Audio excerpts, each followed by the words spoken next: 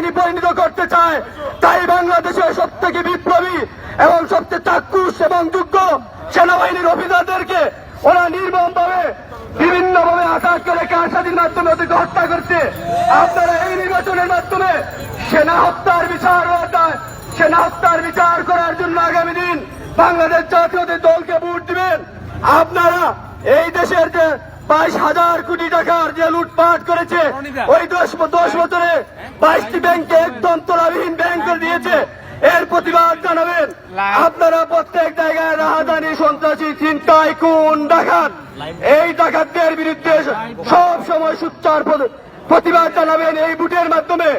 আগামী দিন 30 ডিসেম্বর খন্দকার মুখ্য নির্বাহীকে দেশ নেত্রী বেগম খালেদা জিয়ার মনোনীত ঐক্যফ্রন্টের মনোনীত এই প্রার্থীকে এই সেন্টারে বিজয়ী করে দেশ নেত্রী বেগম খালেদা জিয়ার মুক্তি গতিতে ত্বরান্বিত করবেন, এই উদারত আহ্বান জানিয়ে 30 তারিখ খুব সকাল সকাল ভোটের সেন্টারে যাবেন, ভোট পাহারা দিবেন এবং সন্ত্রাসীদেরকে যে কোনো সন্ত্রাসী কার্যকলাপ থেকে প্রত্যত করার জন্য প্রত্যয় ব্যক্ত করে সবাই ঐক্যবদ্ধভাবে কাজ করবেন, এই উদারত আহ্বান জানিয়ে আমি আমার বক্তব্য শেষ করছি। বাংলাদেশ জিন্দাবাদ, জাতীয় ছাত্র দল জিন্দাবাদ।